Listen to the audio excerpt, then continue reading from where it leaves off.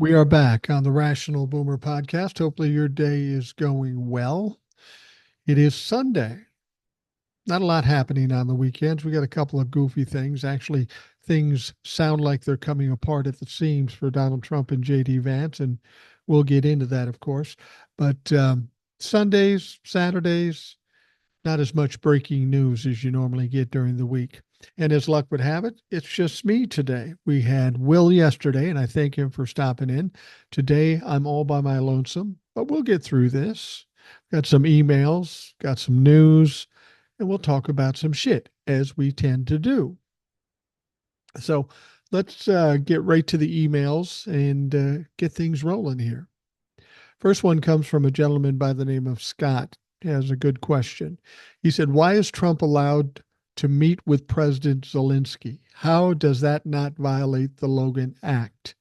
He's a private citizen now." Scott, well, that's a good question.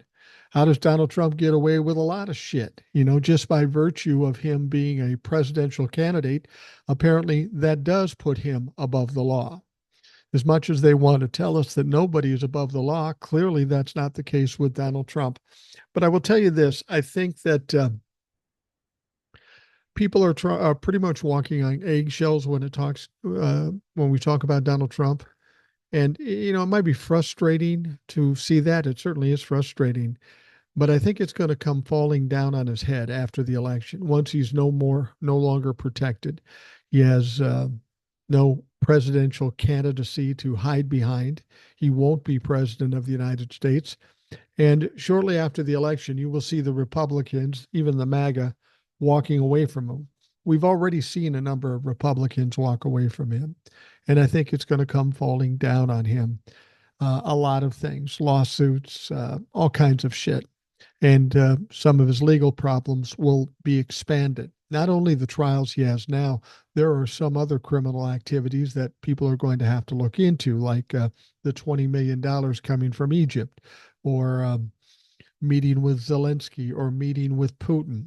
I mean, frankly, if they didn't bust him for meeting with Putin or meeting with Netanyahu, they aren't going to do anything about this. I think they're going to let him go until the election. And when the election is over and he can't claim to be a presidential candidate, then I think shit is going to happen to Donald Trump. Not for Donald Trump, to Donald Trump. All right. Thank you, Scott, for that. The next one comes from Jackie. She says, "Hi, Boomer. Jackie here in Broke-Ass, Alabama. I'm a 57-year-old black woman that absolutely love everything you're doing to get the facts out. There is one thing I want to see hit the social media world, and that is when Trump said they had 10,000 troops ready on January 6th, but Nancy Pelosi refused them. Why his supporters are not asking him who he had the troops for, so he get them out of there so that the troops can attack his own supporters. There are some of the dumbest motherfuckers I've seen in my life. You can't have it both ways. Keep up the good work. I love to hear when you talk about your G baby girl. If she takes after grandpa, she'll be fine. Stay blessed." Actually, my little granddaughter, Junie, I don't know that everybody's willing to admit it. Well, the one thing they do admit, she does look a lot like my wife. So that's the upside. That's the positive for her. But she does tend to act like me. She's kind of bold, kind of in your face, kind of goofy, and says whatever is on her mind. Whatever's on her mind. And she's pretty funny. But I love hanging out with that kid. We kind of connect because we're both on a little bit of a troublemaker side. We'll do things to mess with people. And it's good to have a partner in arms going on into the future. What Donald Trump said about Nancy Pelosi is just categorically bullshit. I mean, the fact of the matter is the person who had control of the National Guard was Donald Trump and his connection in the Pentagon. See, in most National Guard situations, the governor has control over the National Guard, but Washington, D.C. isn't a state, so that control is handed over to the Pentagon. And the Pentagon chief at that time happened to be Mike Flynn's brother, who had direct contact with Donald Trump, and Donald Trump had the power to call up and say, listen, man, send out the National Guard. But we know he refused to do that. Nancy Pelosi wasn't in a position to turn down 10,000 troops, even if he offered it. It's not her call, it's Donald Trump's call. And the idea that he's trying to blame it on somebody else shouldn't be a surprise to anybody. This is what the fuck he does. He tries to blame everything he fucked up on somebody else. Um, Donald Trump has gotten away with a lot of shit over the last 8, 9 years, and it's coming to an end sometime soon. People danced around, pussyfooted around when it came to Donald Trump. I don't know if it was fear or what it was, but that time is coming to an end because he's going to lose the election, and he's going to lose it in a big way, and he's going to lose the support of all these people that are pussyfooting around with him. I don't know what he thinks is going to happen, but he's probably in for a big surprise. This motherfucker is pretty delusional, and he probably thinks he's going to win and people will love him. He'll be the greatest president in the world. I hope he believes that. I hope he's that delusional, because there's nothing better than watching a Trump-la-fuck, especially Donald Trump himself, get absolutely blindsided. The only thing better than watching him lose is watching him lose when he didn't expect it. All right. Thank you, Jackie. I appreciate the kind words. Next one says, hi, Mike. I wanted to send you an email to share some thoughts. Not necessarily an email you need to read on the podcast, but of course I will, just out of abundance of precaution. I've heard you share the dates that you plan to be in Savannah, Georgia. I really think that you should keep your location on the down low as much as possible. Unfortunately, I'm thinking of the worst case scenario. Your last live YouTube indicates that more and more Trumpsters are turning into your messages. And I just want you to take all the precautions necessary. I don't mean to be an alarmist, but I want to be mindful of your stature in these crazy times, and also be mindful of your safety. I care about your safety, so I thought I would mention that to you. You may want to take extra precautions. We can never be too careful, my friend. Just a worrywart listener, Gabrielle. Well, Gabrielle, I appreciate that. And all the time I've been doing this, I've never gotten a death threat on TikTok, unlike a lot of creators. I get people who will say bad things to me, call names, whatever, and that's fine. I don't really care about that. I've never had anybody really confront me because of what I do on TikTok or in the podcast. And I've quoted it before. Bernie Mac had a quote while he was on stage at a comedy job he was doing. I know you've heard this before, but I like it, so I'm going to tell you again. But the comic before him had a bad set, and the audience wasn't too accommodating. So when Bernie Mac came out, he said, I ain't afraid of you motherfuckers. And that's kind of how I feel about these people. You have to understand, we are dealing with bullies who are cowards. And the one thing cowards don't like is pushback. They will attack somebody who they think will demur or back up or get worried or get scared. That's not how you deal with bullies. It doesn't work. They thrive off of that. When it comes to somebody who might be willing to step up and speak in their face and tell them exactly what they think, they're a little less, they're more cautious about coming up to somebody like that. I've never run into anybody on the street that would do that, and I'm honestly not worried about it. I think if you worry about those things and you come on TikTok and you cry and whine, oh my God, they're mean to me. Fuck that. No, I would not allow any kind of Trump-la-fuck to give me any kind of fear at all. Most of them I've ever met are weak, bully cowards. And I don't expect, the one thing they will try to do is try to take down your account. But I've already thought of a way to stop them from doing that, and it has worked. When it comes to TikToks and such, I block every Trumplefuck I run into. So if they can't see me, they can't complain about me. Occasionally something will happen, and I'll get the complaints, and I'll get a talking to by TikTok, and they'll say that's bullshit, and I appeal it, and they'll say, yeah, you're right, and I'll continue on. I'm not afraid of these people. These people aren't dangerous. They want you to believe they're dangerous. They want to scare you, and they just don't frankly scare me at all. I appreciate your concern. I really do, but I'm not worried about it in the least. Um, I've been doing this for 4 years, and if I haven't had somebody come up to me angry with me or whatever, um, I doubt that I'm going to now. And even if they do, if they think I'm going to back down, I'm not. It's just not going to happen. Um, I think when you're dealing with bullies, attitude makes a big difference.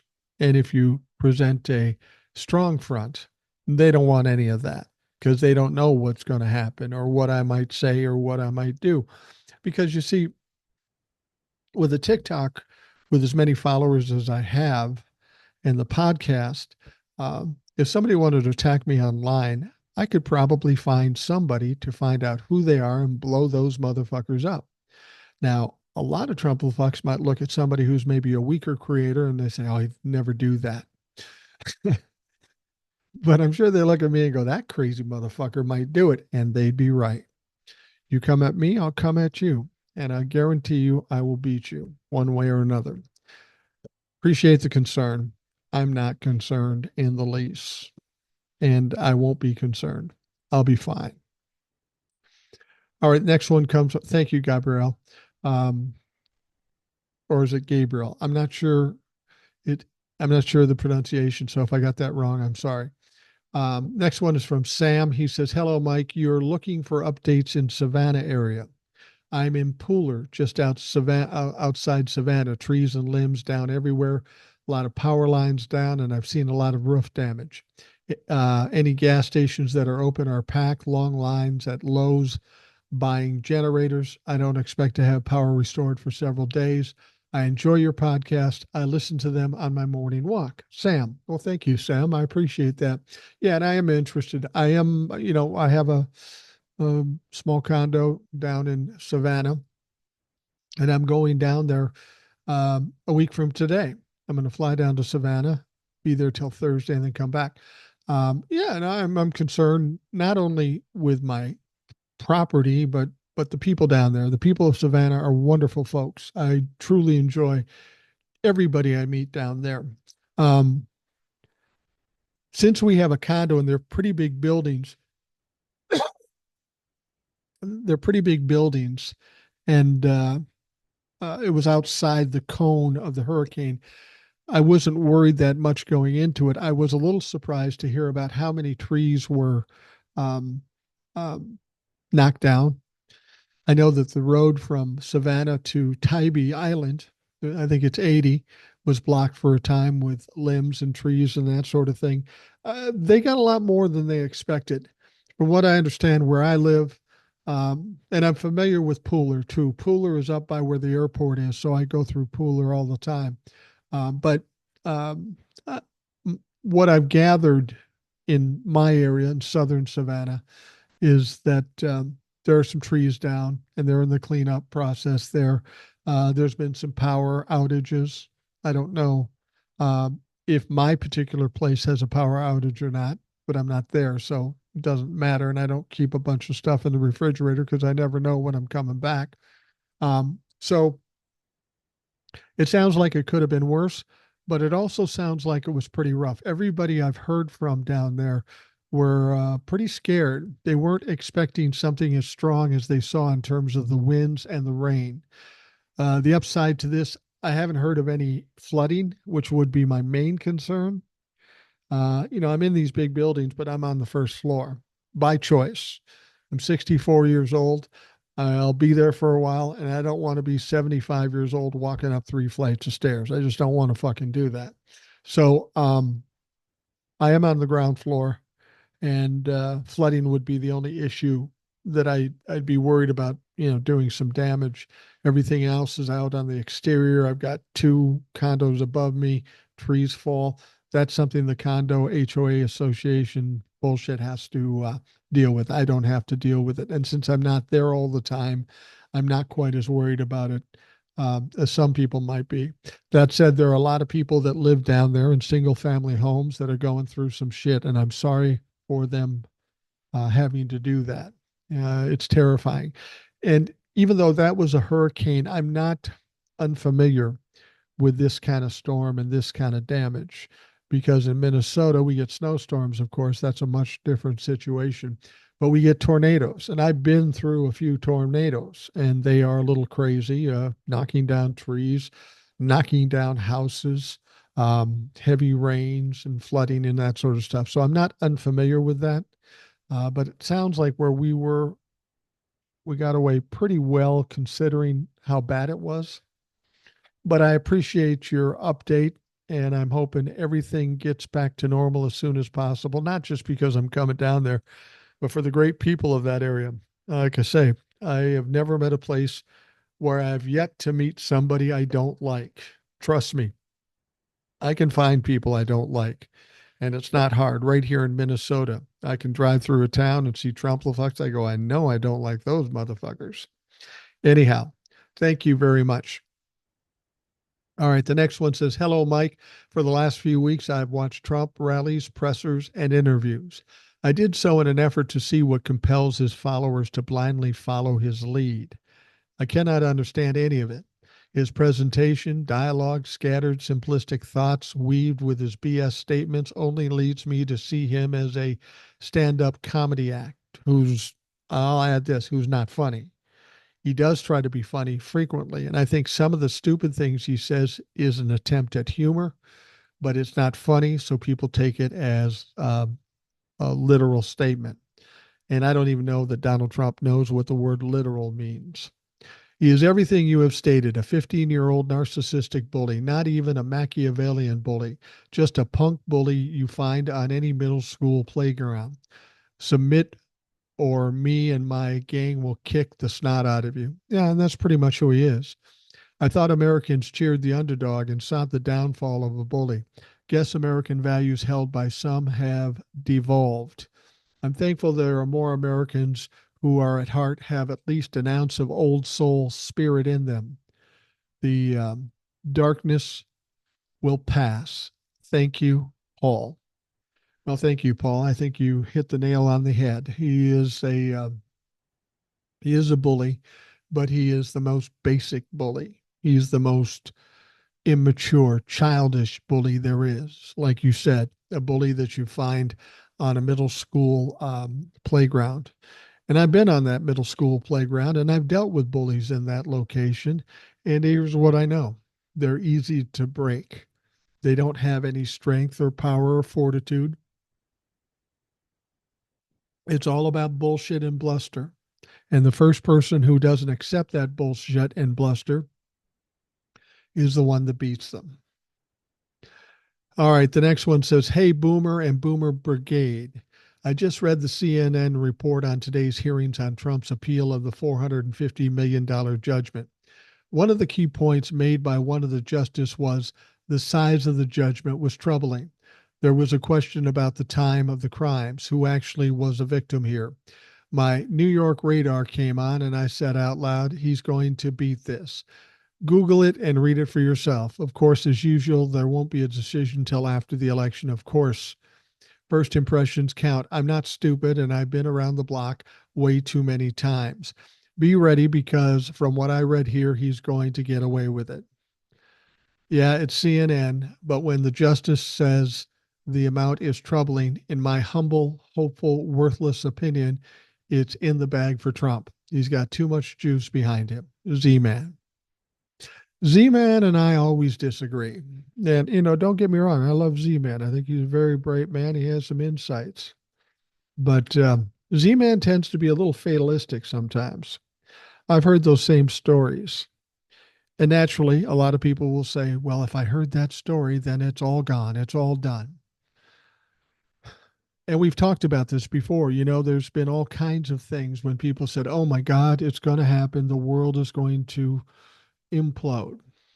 Do you remember recently when we heard that there might be a government shutdown, a fourth attempt at a government shutdown.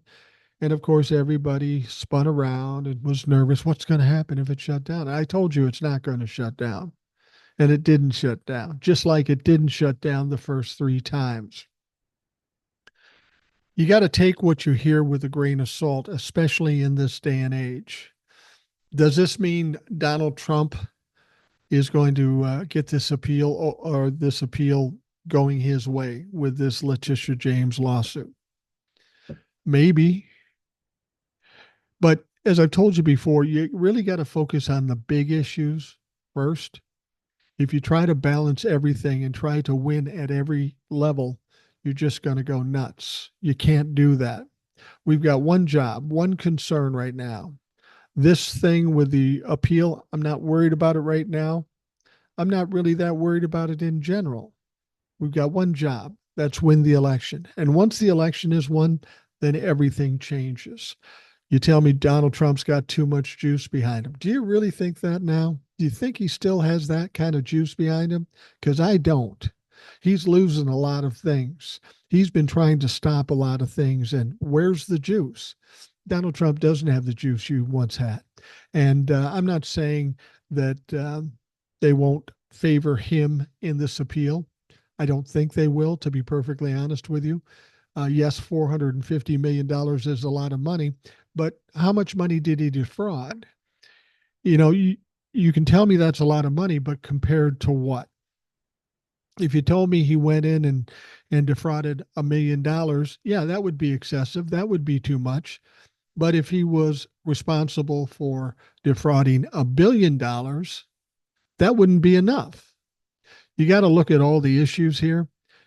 And the bottom line is, after Donald Trump loses this election, he's going to be done. He's going to be ruined. He's not even going to be able to pay this money back if he loses.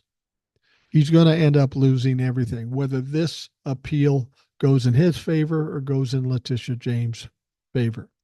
I don't care how it happens. As long as it happens, Donald Trump needs to be destroyed financially, and he's on the road to doing that. His reputation has got to be gone. That's almost gone. Any kind of power he has needs to be gone. And after this election, there will be no power. So what I'm telling you, Z-Man, I don't know how that's going to go. I don't fucking care. First thing is to win the election. Then after that, let things play out. Let a guy who's completely unprotected play out and let him take his whooping. All right. Next up.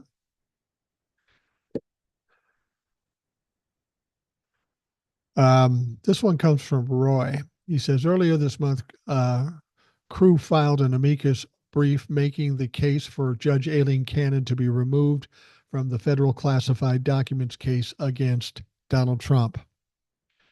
Her overwhelming appearance of bias in Trump's favor, her disregard for existing precedents, and her inability or unwillingness to avoid delays and move the case forward are more than adequate grounds to reassign the case. New reporting by ProPublica adds another reason to doubt her judgment. Judge Aileen Cannon failed to disclose a right-wing junket. Judge Cannon repeatedly violated a rule requiring the federal judges disclose their attendance at private seminars. She failed to disclose her attendance at a May 2023 banquet funded by a conservative law school where she joined fellow Federalist Society members and more than 30 conservative federal judges. And back in 2021 and 2022, Cannon took week-long trips to Sage Lodge in Prairie Mountain, or Montana, for legal events sponsored by George Mason, which received $30 million in gifts organized by conservative judicial activist and dark money power broker Leonard Leo. I'm trying to see here. It says Emmy judges administer the law, and we have a right to expect every judge to comply with the law, especially ethics and disclosure laws. By failing to report her attendance at these events, she neglected to do so. Judge Cannon was presented with a historic case that will shape whether the most powerful figures in government can be held accountable by law. The stakes are too high to ignore her concerning conduct. She must be removed from the case. Well, and I agree. And it's like everything else. There's so many things going on that are just absolutely fucking ridiculous. Just absolutely ridiculous. I have a feeling that everything is going to kind of spin until the election. And then when the election is over, everything changes. As I said, Donald Trump is no longer protected. He is very vulnerable. Aileen Cannon is more than likely going to be taken off the case, even though Jack Smith didn't ask them to do that. With this amicus brief and just their experience, the 11th Circuit has to be embarrassed at this point and will likely kick her off the case. But again, and I don't agree with this, but for whatever reason, the fact that we've got a presidential election going on and Donald Trump happens to be a candidate, that causes everybody to wring their hands and clutch their pearls. Oh, we can't do anything. We'll be too political. But by way of not being political, they're in fact being political. They don't get that. I can only hope that once this is all done, Donald Trump is out of power. He has no hope of ever regaining power, that people are going to start being accountable. Um, Now, here's the thing: what Judge Aileen Cannon did in these situations that you pointed out are against a code of ethics for federal judges. Absolutely against it.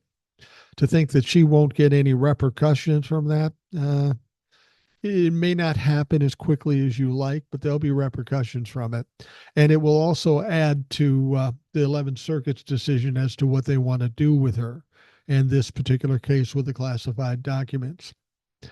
Jack Smith will win the appeal for the classified documents, and I believe the 11th Circuit will kick her out. They've got to be just horrified and embarrassed by her behavior. She is the absolute worst of the worst.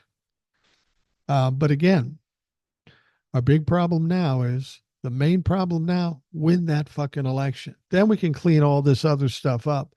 We'll have support in Congress. We'll have a president that knows what the fuck she's doing. And hopefully she will kick Merrick Garland out of his office and put somebody in there who knows what they're doing. All right. Next one. Last email. Hey, it's Jason from Arkansas, voting for Harris and hoping one day soon the Electoral College gets abolished. I was thinking during the last Trump administration, they treated members of the mainstream media they didn't like shit. No presidential administration treated the First Amendment of freedom of the press like a suggestion like them. They don't want to get blackballed if Trump wins a second term because there will be no holding back from blocking access this time if he says, and they want access to the White House. Well, that's true, but Donald Trump's not going to win.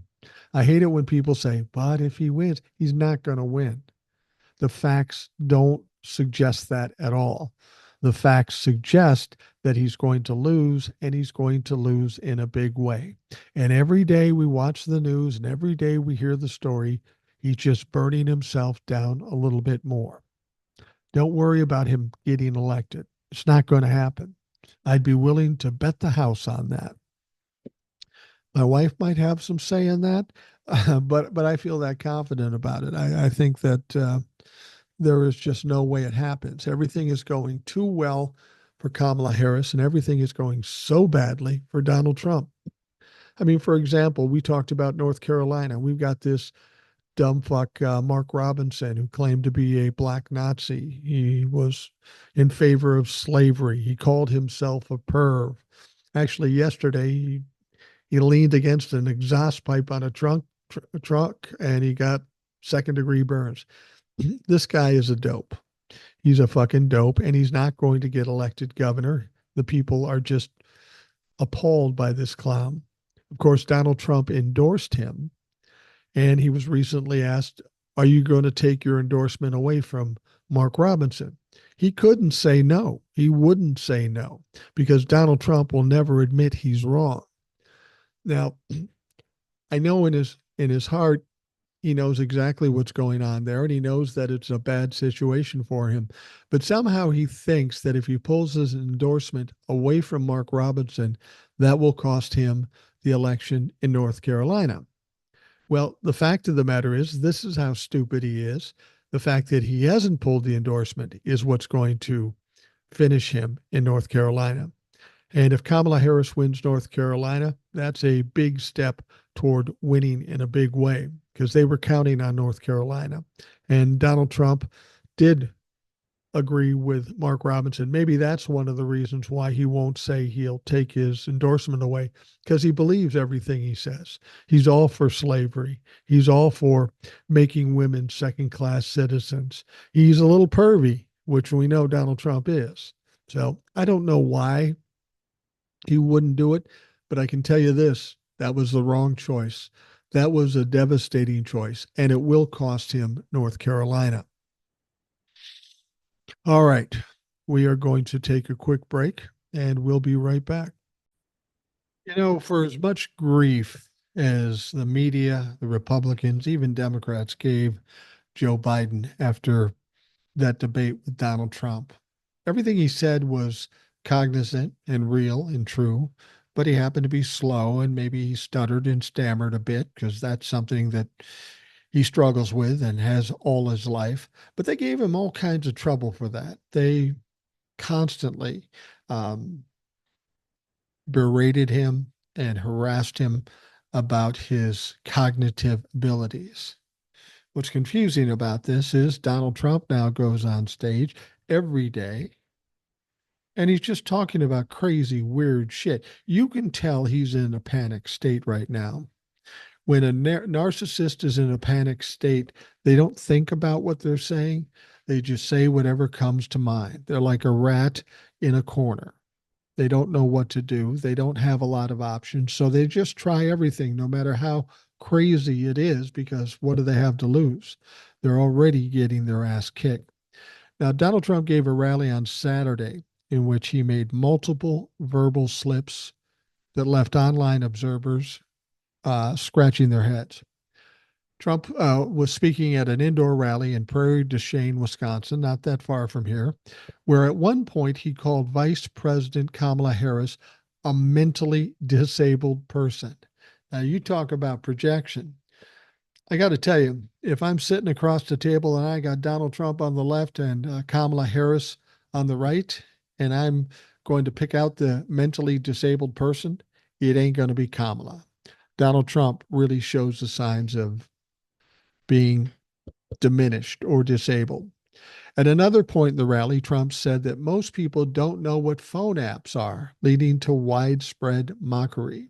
Somebody obviously just introduced him to the concept of phone apps. And he presumes that nobody knows about phone apps. He got the inside track. He was the first one to learn about it.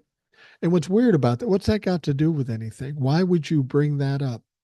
That makes you question his cognitive ability. Now, Trump also had several misfires at the event, opening himself up for even more mockery on social media. And you notice that's happening more. Didn't always happen with Donald Trump. Everybody thought he was just funny and tough and crazy and let him get away with a bunch of shit. That's not happening anymore. People are calling him out. People are obviously trying to embarrass him. And that's the right thing to do because that's the one thing Donald Trump hates the most. Now, at one point in the rally, Trump refers to a disgusting illegal alien who was let in the United States by Kamala and her lax law. Well, Kamala's not the president, Joe Biden is, but we'll see what he has to say here. She, every one of my killer, we had a great, she would have, he would have, he would have never been able to get in. She stopped every single one of them, Trump then added. Now, that sounded confusing, and you're probably thinking to yourself, God, what's going on with Mike? That's what he said verbatim. That's how confused this motherfucker is.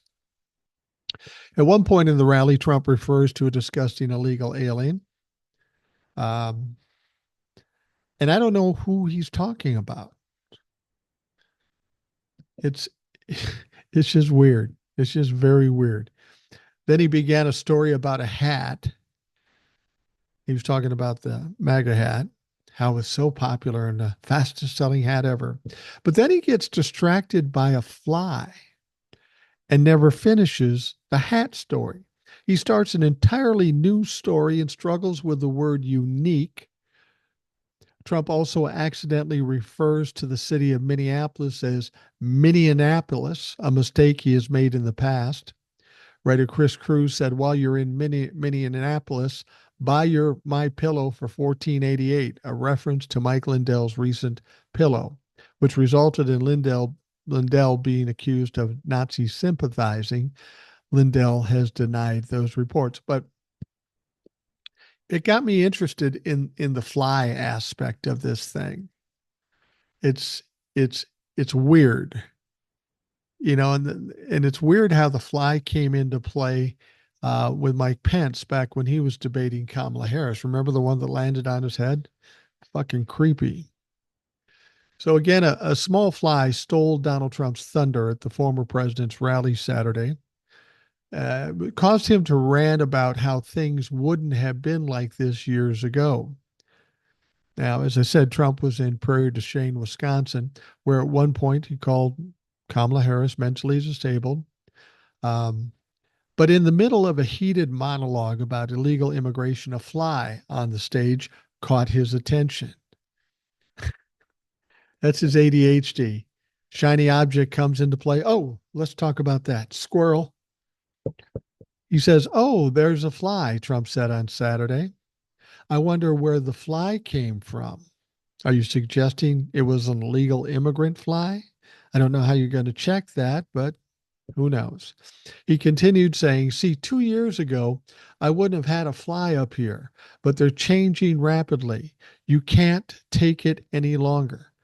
What in the actual fuck are you talking about? Flies are somehow different now?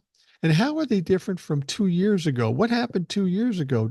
Donnie, you weren't the president 2 years ago. Joe Biden was the president.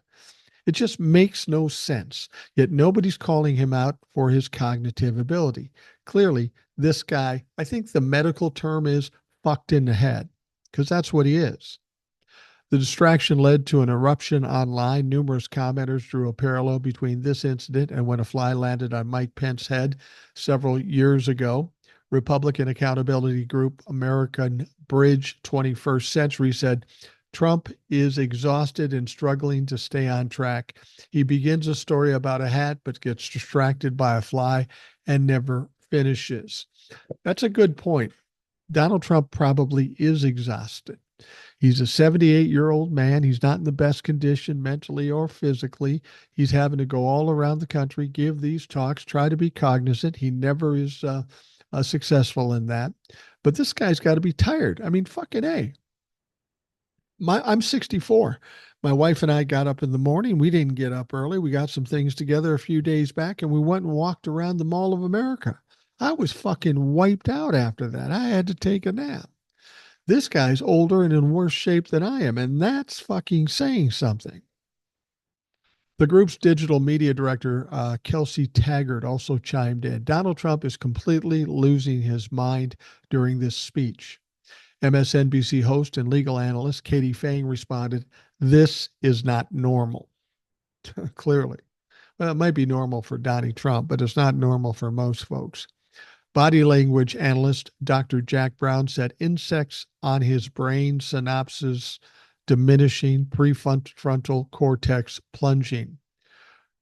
Where carrion rots, flies will follow, the analyst added. I don't know what that means. Internet personality Andrea Junker said, which brings us back to the comments about Trump's body odor. Unpleasant for humans, not so much for flies. Hadn't considered that. We know Donald Trump has a distinctive odor. And I'm trying to think what they said it smells like. Oh, I know. It smells like shit, because that's what Donald Trump has wrapped around his lower part of his body inside his diaper on most occasions. Historian Federico Finkelstein said the vocabulary of wannabe fascists like Trump recalls the rhetoric behind Nazi policies of persecution and victimization, specifically the way the rhetoric imagined the enemy and then substantiated enemies in real people. Dehumanization is a key dimension of fascism, Finkelstein added. And that's pretty much what he does.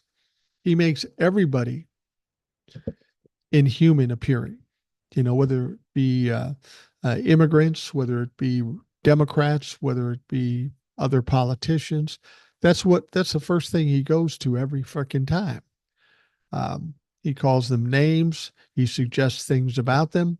And it's absolutely childish. It's absolutely immature. Now, I said that once this election is over, there's going to be a lot of things falling on his head. He's got lawsuits that he's dealing with, and he's going to have more. He's going to have a lot more.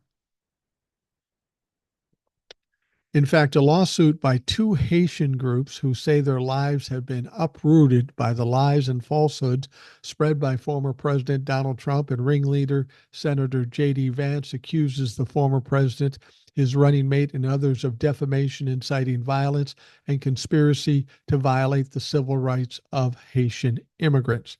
Now, sounds very familiar, doesn't it? Doesn't it sound like those two women, those two election workers in Georgia who sued successfully Rudy Giuliani for defamation? This is the very same thing, except it impacts a lot more people, which means a lot more lawsuits. Don't think those things aren't going to come down the pike between now and after the election. They are. Whether Donald Trump has to pay his $450 million doesn't really matter. They're going to take all his money one way or another. He's going to be sued now and again and again, and he's going to continue to do things that that put him in danger of being sued. There's just no question. I mean, hell, E. Jean Carroll could sue him for a third time right now based on the shit he's talked about. And I wouldn't be surprised if she does that. Anyway, the quote goes on to say, nobody is entitled or has the right to defame an entire group of people, putting their lives in danger, uprooting their daily lives by publicly spurring lies and falsehoods against them. The groups, the Haitian Diaspora PAC and the Office of the Haitian Diaspora, said in their lawsuit that was filed Friday in Miami federal court. Goes on to say falsehoods that the defendants knew, were told was false, but continued to repeat the political gains. And that's the thing. This isn't even something they can argue about because they were told it was false by a number of authorities, and they still insisted on doing it. Hell, J.D. Vance said as much. He said, I'll make up stories if I need to get my point across. And he got mad at the media for calling him out for making shit up. These people have already owned up to it. They admitted that they're lying and in the process putting people in danger. It's not going to be hard to win that defamation case because it's all laid out right there. According to the groups who also named as defendants Elon Musk, his social media company, ex-Ohio Attorney General David Yost, Republican Ohio State Senate candidate Bernie Moreno, and State of Ohio and Rep. Clay Higgins from Louisiana. Trump has a habit of making defamatory statements against others, the groups claim, and Vance was the ringleader who started the falsehoods against Haitian migrants stealing and consuming people's pets in Springfield, Ohio. There's another name you could maybe throw in there too. I don't know if you saw this interview with Roseanne Barr and Tucker Carlson. And Tucker Carlson was even laughing in this bitch's face. She's saying the story about eating pets is true. She went on to say, hell, they're eating children. They're like vampires. These vampires are eating children. They thrive on the flesh of humans. Well, even Tucker Carlson had to laugh at that. Absolutely ridiculous. But that's the extent they will take this to. Continuing with the quote, since then, he's continued to attack the Haitian population. They're as illegal despite their legally protected status and accuse them of spreading infectious diseases in the community. The result, they say, has been chaos for Haitian communities, including threats of violence that cause schools, churches, and other places to close. Now, Higgins, for his part, found himself at the center of controversy this past week after unleashing a racially charged attack on Haitian immigrants. He's now deleted that tweet, and then he backed away from it, and then he doubled down on it. This motherfucker's asking to be sued, and he probably will. Well, it looks like he definitely is going to be sued. And then we'll see how they like that after Donald Trump loses the election, no support, MAGA is heading back for under their rocks, and these fuckers are sued for millions of dollars. The defendant's false statements and lies about Haitian migrants are not protected speeches. They are hate speeches designed to defame and put lives of Haitian migrants in danger. Well, I think that goes without saying. I mean, it's all right there. It's all on video. The effects on the Haitian people are clearly there. These fuckers are going to get sued. It may not come till after the election, but they're going to have to deal with some shit when they're at their most vulnerable. All right, Donald Trump is still whining too, as you know. On Friday, Donald Trump accused Google of showing only bad stories about him and vowed to have the tech giant prosecuted if he gets back to the White House. So basically he's saying, if you write bad things about me and I get back in the White House, I'm going to put you in jail. What about the First Amendment?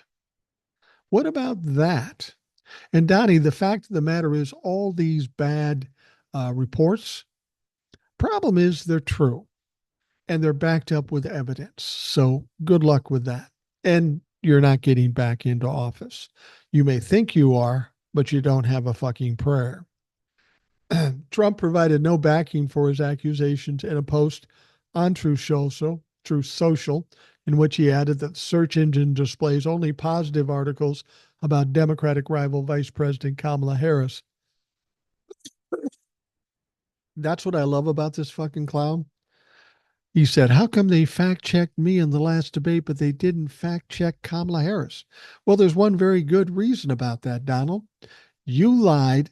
Kamala didn't. There's no reason to fact check Kamala because she didn't lie or talk about people eating fucking pets. He said, this is an illegal activity, and hopefully the Justice Department will criminally prosecute them for this blatant interference of elections. Yeah, no, they're not. They're not going to do that because there was no law broken. There's no law against speaking the truth. And there's no law telling media outlets what they have to report and what they can't report. We wish there was, but when they took away the fairness doctrine back in the 80s, that's all gone. And guess who took that away? Fucking Republicans. So this is what I've always said about Republicans. They want to do the shit they want to do, but they don't realize at some point that it's going to slap them back in the face. And that's what's happening now. The report looked at a single rare search term on a single day a few weeks ago. And even for that search, both candidates' websites ranked in the top results on Google. Now, Google has been adamant that it does not manipulate search results to favor any political candidate. Company does not disclose the inner workings of the software that powers the ubiquitous search engine. However, factors known to influence search results for news stories include the timeless and popularity of topics. Trump is at the center of numerous criminal and civil cases in which he faces accusations, including sexual abuse, paying hush money to porn stars, interfering with 2020's election, and trying to thwart peaceful transition of power after President Joe Biden beat him. This is the thing. These bad stories are there because they are top stories and because they are true. As I say, they're backed up with evidence. And Donald Trump does not like that. Doesn't think he should be fact checked. He doesn't think that they should report the negative things. But this all goes back to what I said about him flailing. He's really in a different situation. Back in the day, back in the early days when he was running in 2015 and 2016 and through his administration, he could do and say anything, and people would say, oh, that's just Donald Trump. It's not happening anymore. And this is what happens to narcissists. They have their ascension, but then they hit a fast descent. And Donald Trump is on his descent right now, and he will never be back going or ascending. He's gotten past his point, his expiration date, and now he's rotting at the core. He knows this, and he's fighting like hell to try to do anything he can to save himself. Unfortunately, there's nothing he can do. Nothing he can do. Even if he was to straighten out and start talking normally and not saying stupid shit, it's too late. It's too late. We're under 2 months before the election. People have made their decisions. They've seen what he says and what he does, and people are getting sick of it. All right. And another example of evidence that Donald Trump is kind of losing it. Apparently, he's resorting to profanity when he's on stage and talking to his people. Trump told supporters Saturday that he was annoyed at hearing bullshit remarks the vice presidential candidate Harris made Friday night on Fox News, of all places, after she visited the country's border with Mexico. See what he's pissed off about here. He keeps trying to pin problems at the border on Democrats and Kamala Harris particularly. So what she do? She goes down there, makes a pretty impressive speech. You don't like that because that's taken away one of his talking points, one of his few talking points. So now what he's going to say is everything she said was bullshit. Well, if you listen to that speech, none of it was bullshit. All of it was pretty sound and pretty significant. Now they will say that, well, she's not talking specific enough. You know why they want her to be more specific? So they can work a little harder and try to find ways to pull little things out, exaggerate them, and try to pin them on her. See, Kamala's doing exactly what she needs to do, and it's confounding the Republicans, especially Donald Trump. Every time he has some complaint, she comes back with something that destroys that, and he doesn't know what to do at this point. Now, Harris visited a section of the border fencing in Douglas, Arizona, amid an historic wave of illegal border crossings. Republicans and some Democrats have blamed the influx of migrants on the Biden administration's immigration policies, which seems weird. The vice president's taken her share of the blame. Trump has attempted to use immigration to define her 4 years as vice president since she became the party's nominee. Now, at a rally Friday, Harris vowed to secure the border and to stop illegal drugs such as fentanyl from making their way into the American communities. Speech was carried at least in part on CNN, Fox News, and MSNBC. Now, while addressing supporters in Wisconsin on Saturday afternoon, Trump complained about Harris's speech. He also took a shot at Fox News for airing part of it. This is what he said. Kamala is resettling all those people here, anybody that wants to come. So we have to travel. We have travel warnings. Don't go here. Don't go there. Don't go to various countries. And yet she's taken in the worst of those people, the killers, the jailbirds, all of the worst of the people. She's taking them in. And then I have to sit there and listen to her bullshit last night. And who puts it on? Fox News. They shouldn't be allowed to put it on. It's all lies. It's all lies. Everything she said is a lie.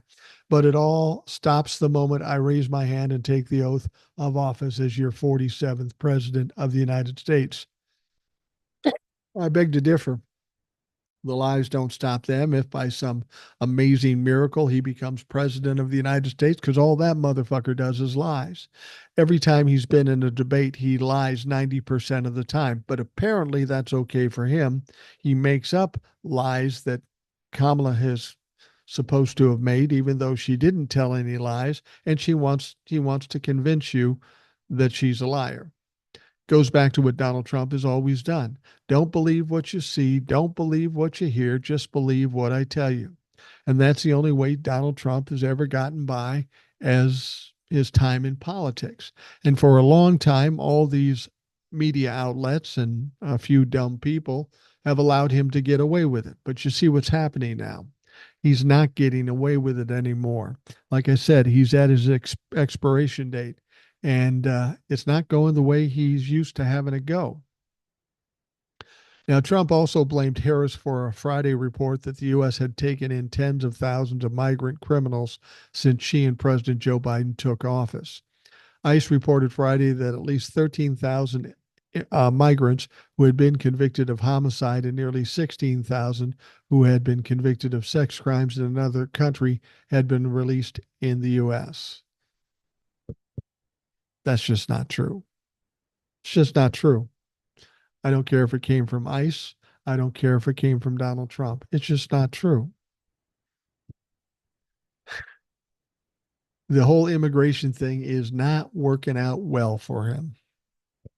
J.D. Vance was forced to address supporters in a parking lot after a Pennsylvania restaurant denied him entry because they did not want to host a campaign event. Didn't you call ahead of time, J.D.? Didn't you say, I want to do a campaign event and I want to do it in your restaurant? Because when he got there, they said, we don't do that sort of thing. You can't come in here with cameras. Now, according to NBC News reporter Gary Grumbach, supporters of Vance came early to Primonte Brothers in North Versailles, Pennsylvania, to greet the Ohio lawmaker when he arrived. However, employees with the restaurant told reporters that cameras would not be allowed in and they did not want to host the event, which is their right, a right that Donald Trump should be appreciative of.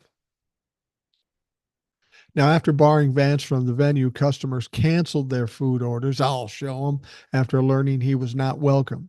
Video from outside the restaurant shows Vance welcoming his supporters and encouraging not to hold a grudge against the business and the employees. We paid for everybody's food. We gave him a nice tip. And of course, when I gave him a nice tip, I said, no taxes on the tip. Oh, you're such a clever man, J.D. Vance. I hope that holds up for you when you go up against Tim Walz. And that brings us to the end of the program, but the big story coming up in about 2 days. J.D. Vance going to take his biggest test of his political career so far when he debates against Minnesota Governor Tim Walz. Now, the first-term senator looked at as a possible standard bearer for the future of MAGA, which doesn't look good, heads to the debate stage amid poor favorability numbers and ongoing scrutiny over his controversial statements and stances. He has a approval rating of 27%. I think that Tim Walz is up over 60%, so that tells you a lot.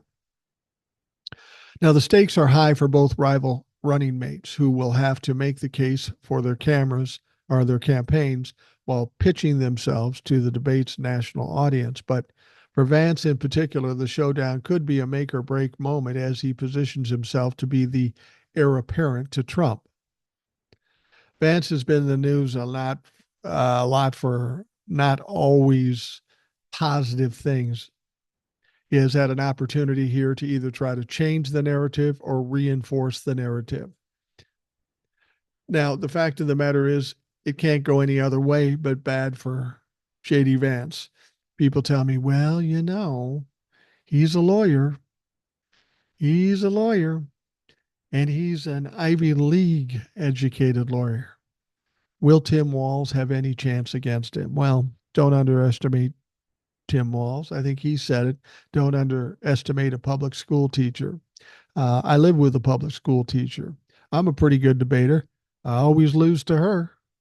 Always lose to her. Anyway, the problem J.D. Vance has going into this debate, in spite of his education, in spite of the fact that he's a lawyer, he is forced to parrot and spew all of Donald Trump's lies, ridiculous lies. So not only does he have to spew these lies, but he has to come up with a way to support those lies. And what we've seen as today, up to date, we ain't seen shit. He's failed at every turn. The idea that Tim Walz can't beat this fucking clown just based on the material and the sources he has to work with is ridiculous. Of course he's going to beat him. Tim Walz doesn't have the restrictions a presidential candidate has because he's a vice presidential candidate. He'll joke, he'll make fun of this guy, he'll turn him inside out. I'm convinced of this. Just based on their personalities, just based on their popularity, just based on how they interact with folks. J.D. Vance is socially awkward, and Tim Walz is the opposite of that. People love this guy. All right. Right now, we're wrapping things up right now. Congress is off for the campaign season as lawmakers from one of the most chaotic and unproductive legislative sessions in modern times try to persuade voters to keep them on the job. How do you do that? Well, we didn't get anything done. We look like fools in the process. We had a bunch of hearings that got us nothing. We spent millions of dollars of taxpayer money, but hey, vote us in again. We'll keep up that job for you. Yeah, that's not going to work too well. And that's one of the reasons why the House of Representatives looks to be sure to go back to the Democrats. Now, the House Republicans led the tumult, painstakingly electing their speaker in a bitter public feud. Remember, it took them forever to get a Speaker of the House, and then they kicked that Speaker of the House out. Then they had another tough time getting a Speaker, and then we got Mike Johnson.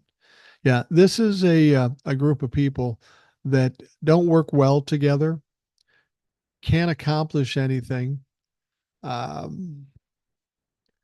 don't know how they expect to get reelected. Now, Ryan Zink, a representative, said the good thing is Congress didn't allow much to go through law. Now, this is a former Trump administration cabinet secretary who's now running for reelection to his seat in Montana. But what it didn't do either is it didn't reach its potential. Potential? I'm saying they did reach their potential. They weren't worth a shit in the first place, and what they did wasn't worth a shit. So they did reach their potential. They have no fucking potential. They did exactly what you'd expect out of a bunch of dopes, and that's who they are. All right. We are going to wrap up the Rational Boomer podcast. I want to thank you for taking the time to listen. I hope you have a great day, and we'll talk to you again tomorrow.